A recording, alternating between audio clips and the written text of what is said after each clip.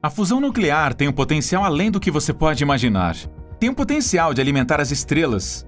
Ela pode oferecer energia praticamente infinita com zero emissões de carbono se ela puder ser recriada na Terra. E ao contrário da atual tecnologia de fissão nuclear, o nuclear fusion não produz nenhum resíduo radioativo a longo prazo.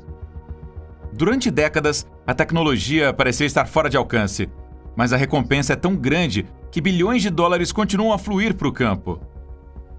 Entretanto, a principal instalação de pesquisa de plasma da Alemanha estabeleceu um novo recorde com seu novo reator de fusão nuclear, demonstrando que estamos nos aproximando do maravilhoso objetivo da energia de fusão, uma fonte quase infinita de energia limpa e renovável. O que é este novo reator de fusão nuclear e o que ele faz? Também, quando comparado com o pioneiro reator ITER, como este reator se empilha? O esforço para desenvolver um reator de fusão nuclear capaz de criar energia abundante e sustentável ou para imitar o Sol deu mais um passo à frente. Para os físicos, fusion tem sido um tipo de santo graal. Ele tem o potencial de ser uma fonte de energia nuclear segura e limpa se explorada com sucesso. A fusão conecta átomos ao invés de separá-los, como fazem os reatores de fissão nuclear. Assim, nenhum resíduo perigoso e radioativo é produzido. Os cientistas do Instituto Max Planck de Física de Plasma da Alemanha ligaram um reator experimental e produziram plasma de hidrogênio em um dispositivo. Esse dispositivo é chamado de Stellarator Wendelstein 7X. O Stellarator é feito para segurar o plasma formado pelo esmagamento dos átomos de hidrogênio e o jateamento deles com micro-ondas até que a matéria atinja temperaturas de 100 milhões de graus, ponto em que os núcleos dos átomos se fundem para formar o hélio. O processo inteiro gera energia e reflete o que ocorre no núcleo do Sol. O núcleo do Stellarator, em essência, deve formar uma estrela em miniatura. O dispositivo foi lançado no final de 2015 no Max Planck Institute for Plasma Physics, demonstrando que ele poderia manter um ciclo de íons de hélio aquecidos a 1 milhão de graus, e isso por 1/10 de segundo. Os íons de hélio correndo através do plasma atingiram 40 milhões de graus Kelvin, 4 vezes mais quentes do que nos experimentos seguintes, quando 18 vezes mais energia foi fornecida para o W7X. Como ponto de referência, a superfície do Sol só alcança uma temperatura de 5.505 graus Celsius. Veja como o Stellarator ainda é poderoso. Enquanto a maioria de nós está familiarizada com a energia nuclear tradicional, que é gerada pela desintegração de grandes átomos, a energia de fusão é criada quando os átomos são fundidos juntos. É a fonte de energia mais promissora do futuro, porque não produz os mesmos problemas de radiação que a energia de separação dos átomos. Além dos painéis radioativos que revestem as paredes internas do reator, o fusion é o tipo mais limpo de geração de eletricidade. Para que os átomos se fundam, devemos dar um chute grande, e isso é algo na área de 100 milhões de graus de pontapés, o que requer um tipo especial de máquina. Existem 2 tipos daqueles que agora são promissores, e o W7X é um deles. Os campos eletromagnéticos gerados pelo plasma resultante são usados por máquinas como o Tokamak Alcator C-Mod do MIT, para ajudar a manter o donut de geleia de partículas carregadas em linha. Com a nuvem quente e dançante de partículas no lugar, a injeção de combustível produz quantidades incríveis de energia. No entanto, ela é atormentada por instabilidades que fazem da geração de energia uma questão fugaz. Enquanto isso, o Stellarator usa bancos de bobinas magnéticas para conter esse plasma, lhe dando mais controle e permitindo que o anel quente dessa geleia de hélio gire por períodos mais longos. Mesmo que eles não correspondam à saída do Tokamak, a máquina W7X de 15 metros de largura parece ter nos mostrado um método para preencher essa lacuna. O reator nuclear ITER é outra tecnologia que se espera que abrace essa nova era de energia de fusão nuclear. ITER significa The Way, o caminho, em latim.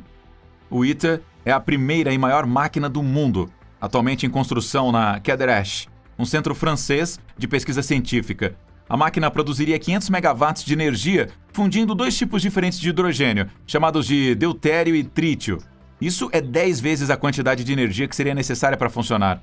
O ITER, quando terminado, terá um diâmetro de 100 pés e uma altura de 100 pés, o tornando um novo tipo de dispositivo de fusão nuclear. Será o maior experimento de física de plasma de confinamento magnético do mundo e o maior reator experimental de fusão nuclear Tokamak, quando o reator e o primeiro plasma forem concluídos no final de 2025. Da mesma forma que um Tokamak usa ímãs supercondutores enormes Para suspender o plasma de hidrogênio e aquecê-lo às temperaturas e pressões necessárias para fundir esse material em hélio, um Stellarator faz o mesmo. O Weldonstein 7X é composto por 50 bobinas magnéticas supercondutoras que têm aproximadamente 3,5 metros de altura. Ao invés do touro, ou forma de donut, de um tokamak, o Stellarator trava o plasma em uma figuração de torção e espiral. Os elétrons e íons de um tokamak são induzidos a fluir ao redor do tubo como uma corrente elétrica por um arranjo semelhante ao de um transformador. Essa corrente forma um campo magnético de looping vertical, que, quando combinada com o campo já rodando o comprimento do tubo, produz as linhas de campo em espiral necessárias. No entanto, o tokamak é melhor para reter um plasma do que o outro. Até certo ponto, isso é porque a simetria de um tokamak permite que as partículas sigam caminhos mais suaves. É comum que grandes números de partículas microscópicas sejam perdidas em estelares devido ao grande número de agitações e ondulações que elas encontram. Isso levou a uma grande maioria de estudos de fusão desde os anos 70, culminando com o projeto maciço do reator ITER. Com a adição de placas de grafite à parede interna do Weldonstein 7X, temperaturas mais altas podem agora ser alcançadas. Esse revestimento interno, chamado de desviador, protege as paredes da câmara de torção ao mesmo tempo em que permite aos operadores bombear mais plasma a temperaturas maiores, dando aí mais controle à densidade e pureza do plasma de hidrogênio. O Stellarator Weldonstein 7X foi otimizado para mostrar que instalações de energia usando reatores de fusão do tipo Stellarator são viáveis. A fim de superar os inconvenientes dos Stellarators anteriores, um tremendo esforço teórico e computacional foi colocado no projeto do campo magnético que mantém o plasma aquecido, contido e afastado dos lados do vaso. Um dos principais objetivos era limitar essas perdas de energia do plasma devido à ondulação do campo magnético. Apesar de estarem ligadas às linhas do campo magnético, as partículas de plasma se deslocam para fora e são perdidas como resultado. Os tokamaks, por outro lado, têm perdas modestas devido à ondulação do campo magnético por causa de sua estrutura simétrica. Pequenos movimentos de vórtice no plasma, bem como turbulência, que também é incorporada como um canal de perda em Stellarators, afetam as perdas de energia aqui. Como resultado, diminuir as perdas neoclássicas é uma tarefa importante para a otimização dos Stellarators, a fim de alcançar as boas propriedades de confinamento dos tokamaks. Como resultado, o campo magnético do Weldonstein 7X foi projetado para reduzir essas perdas. O Weldonstein 7X já foi capaz de gerar plasma de alta temperatura e estabelecer o recorde mundial do Stellarator para o produto de fusão em alta temperatura, usando o equipamento de aquecimento disponível até agora. Esta combinação de temperatura, densidade de plasma e duração do confinamento de energia mostra como você pode chegar perto dos valores para um plasma em combustão. A análise de tal plasma recorde foi concluída em grande detalhe. Embora as perdas turbulentas fossem insignificantes nestas altas temperaturas de plasma, as perdas neoclássicas representaram 30% da energia de aquecimento, tornando-as um contribuinte significativo para o balanço de energia. Uma experiência de pensamento demonstrou agora o efeito da otimização neoclássica do Weldonstein 7X. Foi previsto que em plantas com campo magnético menos otimizado, os mesmos valores e perfis de plasma levaram ao recorde de Weldonstein 7X, que também foram alcançados. Então, as perdas neoclássicas projetadas foram computadas, produzindo um resultado claro. Elas seriam mais do que a potência de aquecimento de entrada, que é fisicamente impossível. Isso significa que os perfis de plasma vistos no Weldonstein 7X só são possíveis sob campos magnéticos de baixa perda neoclássica. O oposto também é verdade. O ajuste do campo magnético de Weldonstein reduziu com sucesso as perdas neoclássicas. Os tokamaks, por outro lado, têm desvantagens significativas. Um transformador só pode conduzir uma corrente através do plasma em breves pulsos, o que é insuficiente para um reator de fusão comercial. A corrente no plasma pode às vezes vacilar abruptamente, causando interrupções, que são perdas rápidas de confinamento de plasma que podem desencadear forças magnéticas suficientemente fortes para danificar o reator. Mesmo projetos mais novos, como o tokamak esférico, são atormentados por tais questões.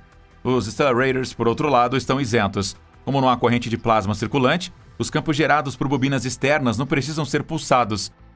Algumas equipes têm mantido o conceito por causa desses dois fatores. A energia gerada é virtualmente limpa porque o reator não produz calor através da divisão de átomos em uma reação nuclear controlada. Mesmo que o Weldonstein 7X não produza energia por si só, ele eventualmente será usado para criar um reator Stellarator, que pode funcionar indefinidamente, nos aproximando cada vez mais de um mundo de energia quase ilimitada, fornecida pelo mesmo processo que impulsiona o Sol. Vamos saber o que você acha disso sobre o reator nuclear na seção de comentários abaixo.